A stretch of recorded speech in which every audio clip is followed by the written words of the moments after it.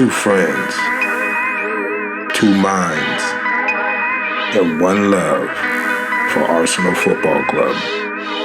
You are now listening to the Cod and Two Minds podcast.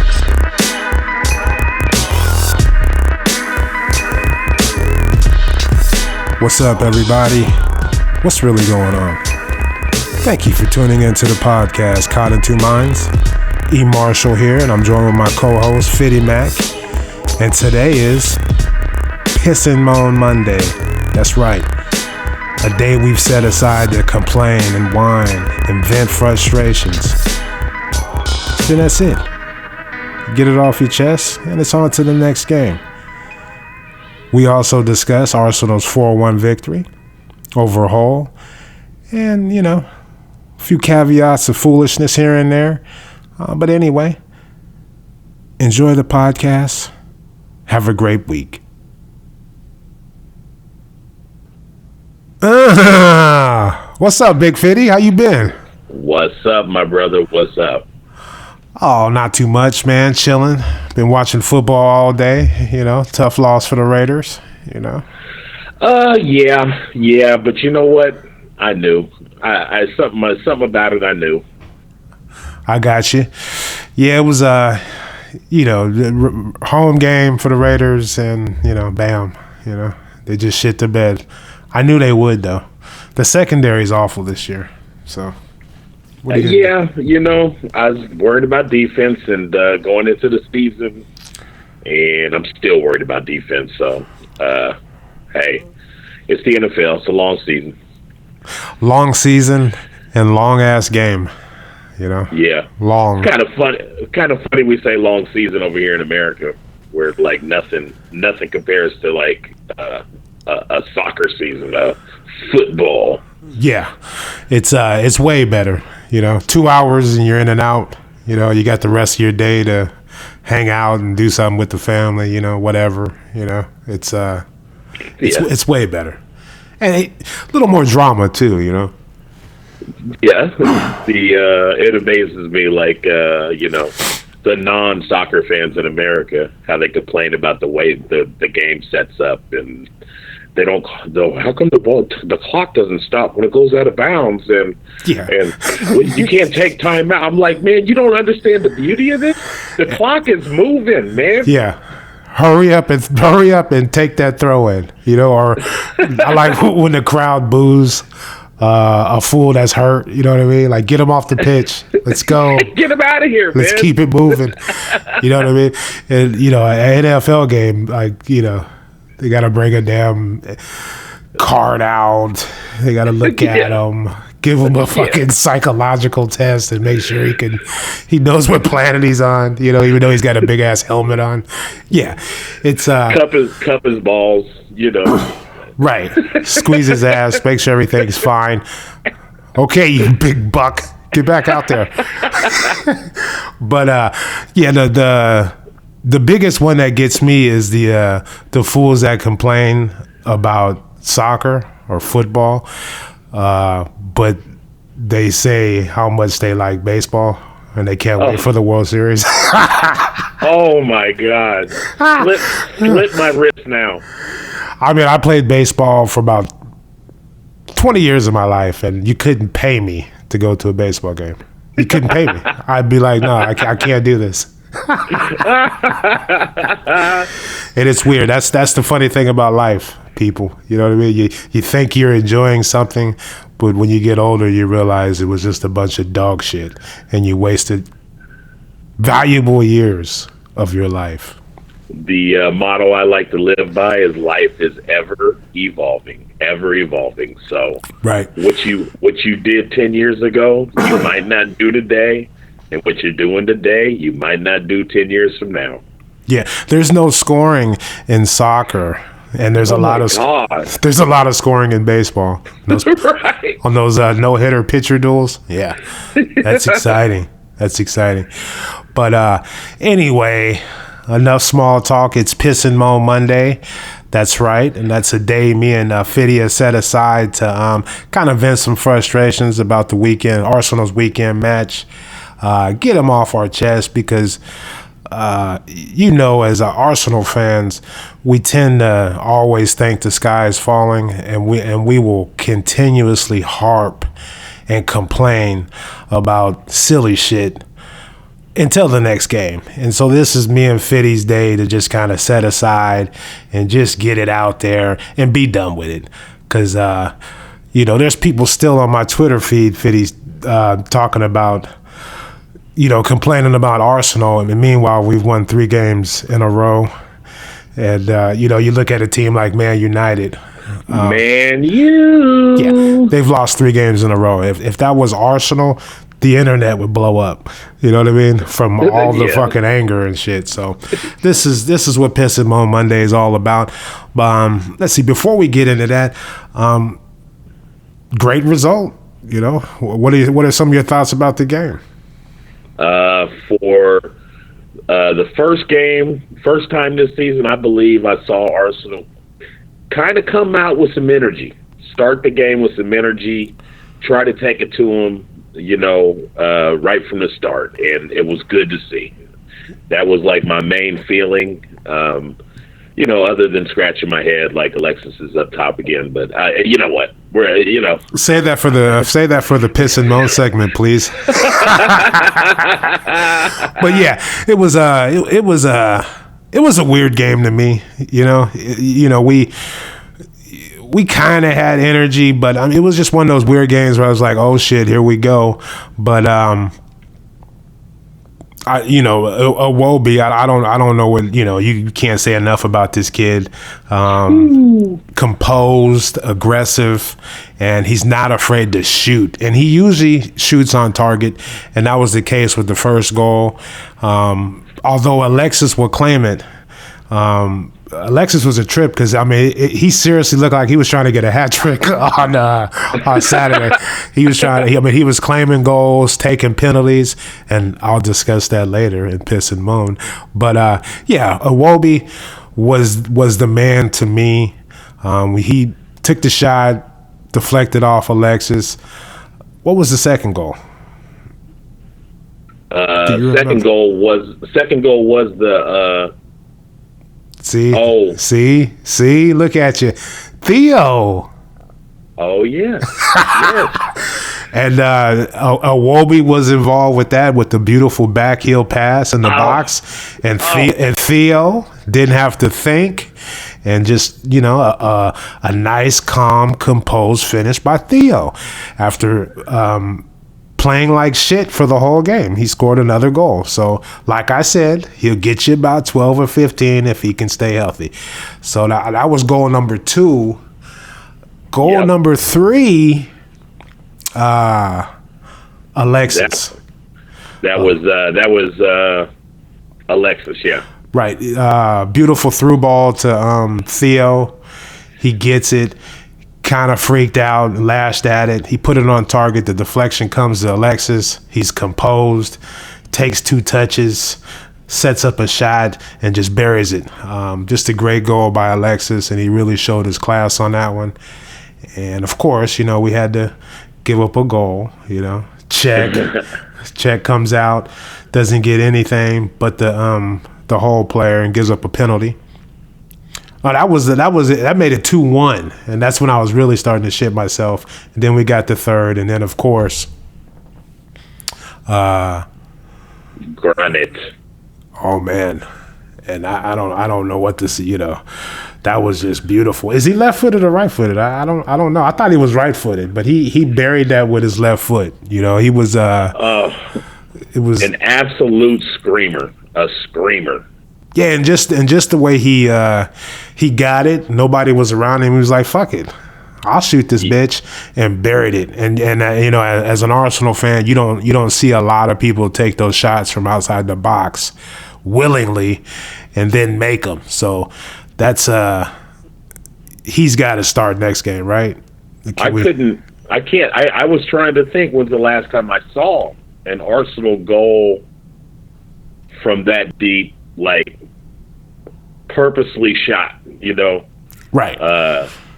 just outside of the box, she kept some Alexi goals and maybe a Carzola goal every once in a while. But like from that deep, where he just like stepped up and said, "Well, nobody's coming out to me. Yeah. Let me let this go," and he just let it go. Yep. The last one I remember seeing kind of like that was Alexis in the FA Cup final, which was an absolute screamer. But just the way Granit just lined it up. He had all the time in the world and just buried it. Was just, and I like his celebration. The whole, like he had his hand to his ear and he had his hand like, yeah, what's all the talk? Y'all talking shit. You know what I mean? Like, yeah, come on, let's hear it. Y'all talking shit, huh?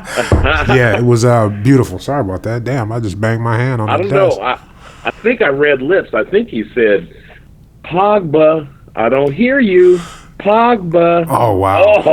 Wow! Yeah, he's not having a good time his second go around at Man United, and that disproves that there's beauty in the world today. So, but yeah, just a great strike, just a great all around game.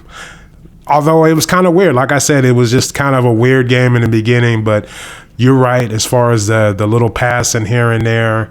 Coquelin thinks he's Flemini. You know what I mean?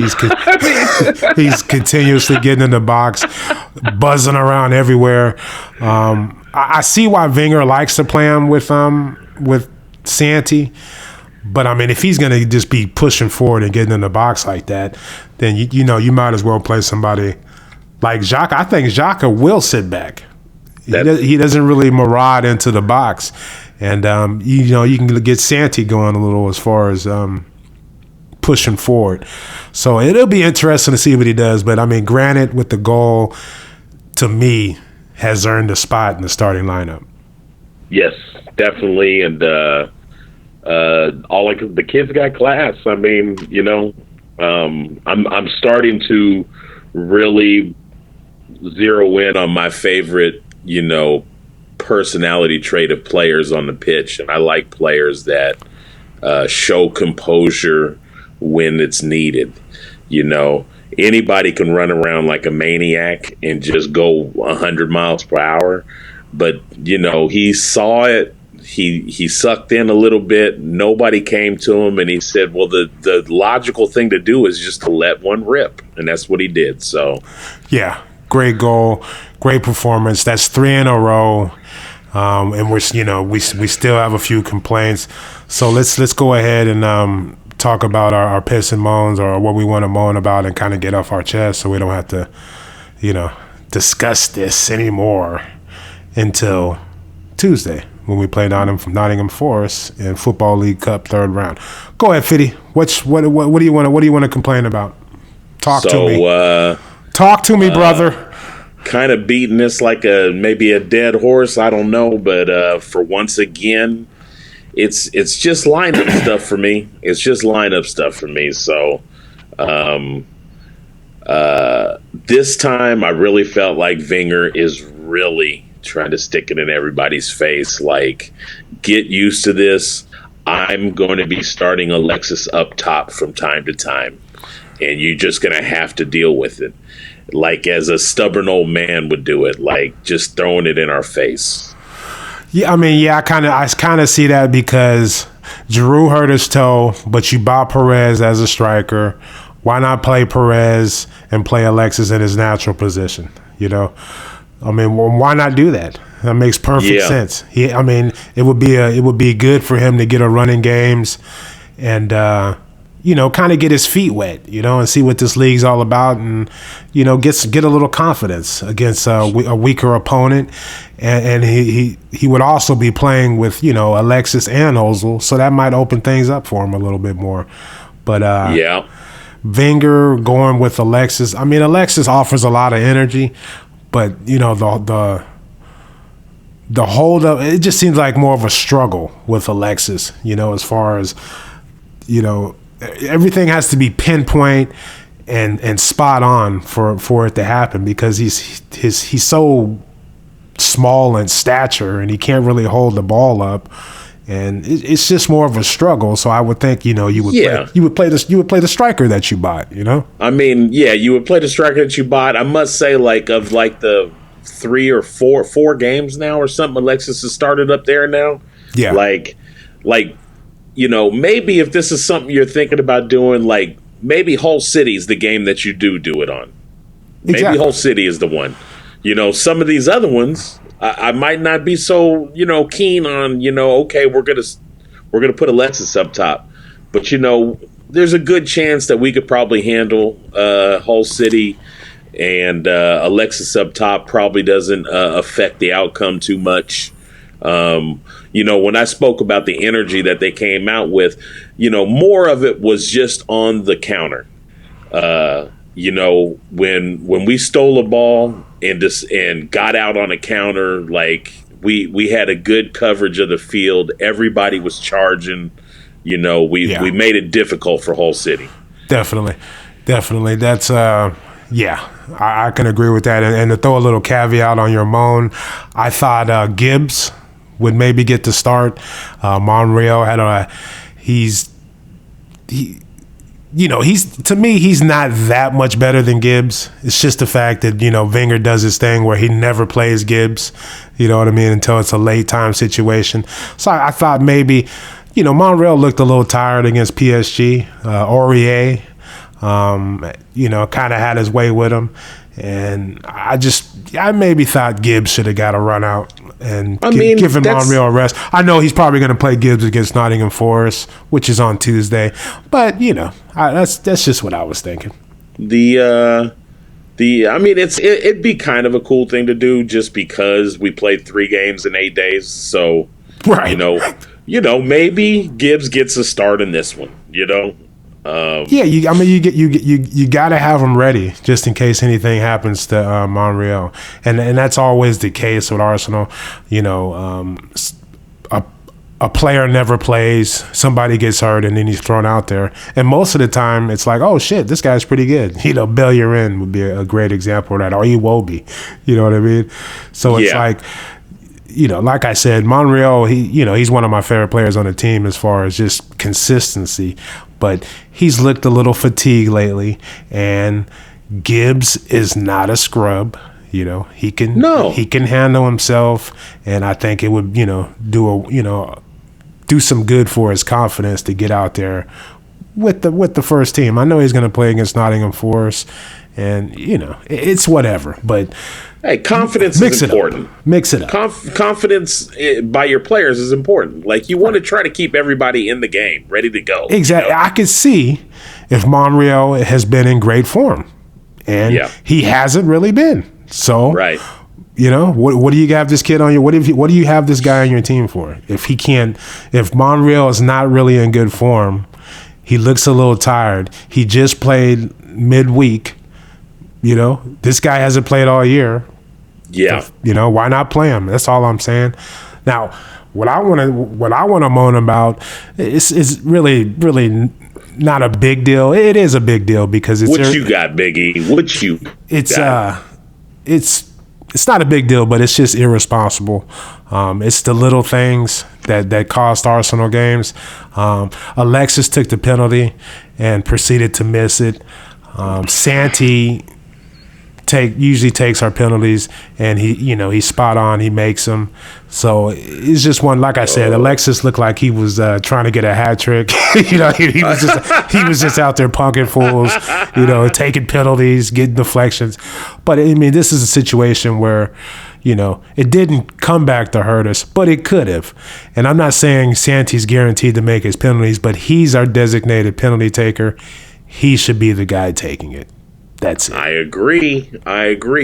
Just to add a little bit, I have to relate it to the lineup thing, because I don't know.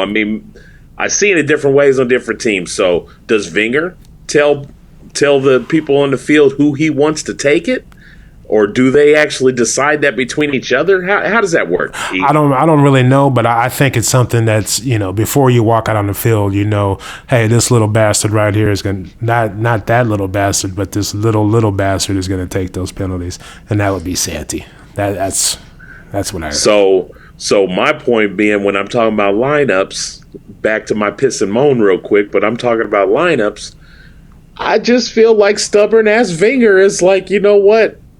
Alexis is going to take him today because I need to prove to the world that starting Alexis up top is worth it. You know? Yeah. Fitty's angry at Wenger. Nobody likes a stubborn son of a bitch, you know? Yeah. Wenger's taking the piss. He's just like, whatever. Well, I do believe that Alexis. Nah, I don't know, dude. It's whatever. It's whatever. So, I mean, that's really all I want to complain about. I mean, you got people online that are still, going crazy. And like I said, we've won 3 games in a row.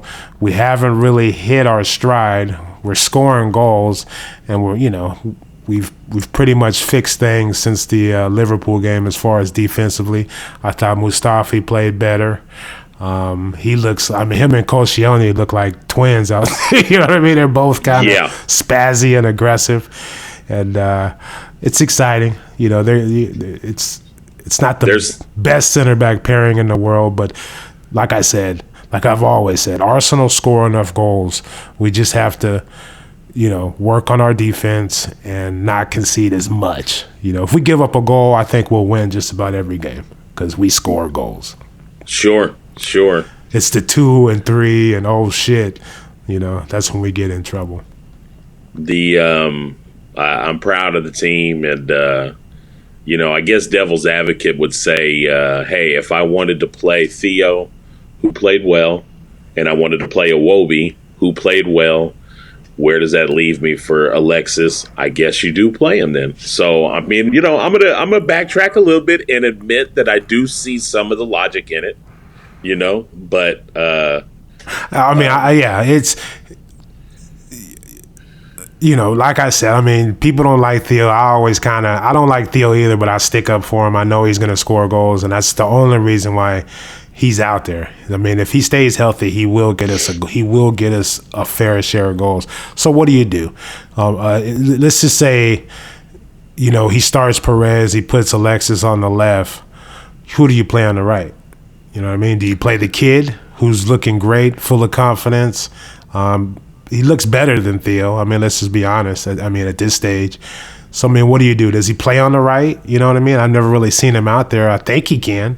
So, what I mean? So it's just one of those situations where it's like, I guess you got to throw Theo out there, Yeah. I mean, knowing Wenger, I know it's going to be Theo. My preference would be Iwobi. They have subbed him in on the right a couple times this year. Yeah. But, know. The thing with Theo is that even if you bring Theo off the bench, he ain't gonna offer shit for long periods of time. You know what I mean? Yeah. So he's not a good sub, which you would think he would be with the pace, catching a team a little fatigued. You would think bringing this fast guy off the pit on the in the game would maybe lead to some goals, but he's not the sub. Like, you got to start Theo, and if he ain't doing shit and hasn't scored a goal, take him out at the 70th minute. And I'm gonna come like I just got an idea right now. Like, oh gosh, look, I just thought of this. But one thing that could be done. What's that?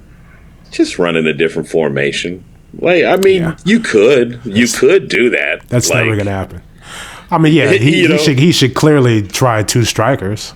Two strikers up top. Then I don't mind Alexi running off of Giroud or running off of another striker. Kind of like the way Atletico Madrid used Griezmann. You know what I mean? They put him right behind a big striker and kind of let him just run off and do his thing. You look at Watford today. Senor Big Face and Ighalo, they were just a handful, you know what I mean? Because it doesn't allow the center backs time to really get a breather. They got 2 strikers they got to worry about. So yeah, he won't do it. But yeah, two strong backs. Troy Deeney. Just breathing down your face and trying to steal cheeseburgers out your pocket and shit, He's a beast. But so I mean that's about it for Piss and Mo Monday. Arsenal played Nottingham Forest third round of the Football League Cup. I'm guessing that's the Capital One Cup or the, but yeah. It's a competition I don't really care about. I want to win the league this year and go as far as we can in Champions League. So I'm expecting Wenger to do a complete change of the lineup, and I'm happy with that. See some youngsters and a few players on the fringe get some time. So a possible Sanogo sighting. What? Maybe? No, I don't even think he's. oh, you're just joking. Okay, I was gonna say I haven't seen. He's on the team. He's there. I haven't seen that guy in a long time. So. Well, I mean, he gets a hat trick every year. It's usually in the preseason, so maybe he will play and get his hat trick for the year. So yeah, it won't be Chupa. It won't be Chupa Akbom. So. Yeah, who knows? But Sanogo, he makes me smile. Anybody named Yaya. I mean, you gotta respect somebody that walks around with the name Yaya. Exactly, and say whatever you want about him. When he came in late in the FA Cup final, the first year we won. He was he was a beast. He was just banging into people, colliding. He was just a handful. So you could see the energy and passion. So it's whatever. Sanogo, he's one of those characters, kind of like Bittner. You know what I mean? Yeah. Speaking of Lord Bittner. He's coming up on Tuesday. Yeah, he plays for Nottingham Forest now. I've always had a kind of a little fondness for Bittner, all up until he missed that goal, or he missed that shot against Barcelona in the Champions League. You son of a! I was devastated. That was the Van Persie red card. Bullshit red card, and we still had a chance to go through. He's one-on-one with the keeper, and he missed it. So, yeah. Screw Bentner and all his shenanigans. Coming up later on in the week, we got Chelsea talk. Chelsea. Yeah, a team, that's what they call it, our bogey team. We can't seem to beat Chelsea. Mourinho's not there. When Mourinho's not there, we have some luck against them. That's a game we'll discuss on Thursday, God willing, when we do our next podcast. So that's it. Any inspiration? Anything you want to give the people before you go? In honor of the golf tournament I played yesterday, I'd just like to tell everybody to hit them long and hit them straight. Hit them long and hit them straight. And what was I going to say? I don't know, dude. Just whatever. That's good enough. Get your head out of your ass. Get it out of your ass. Get it out of your ass, I said. Anyway, thanks for tuning in the podcast, Caught in Two Minds.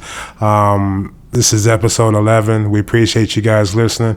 If you can, please go to iTunes and subscribe, rate, and review. And hit the show up on Twitter at CITM Podcast. I'm at eMarshow. That's EMARSHO. Fiddy, what's your Twitter handle? At Gooner Rush. All one word, at Gooner Rush. And that's going to do it. Thanks for tuning in to Caught in Two Minds. You guys have a great week. Peace. Peace.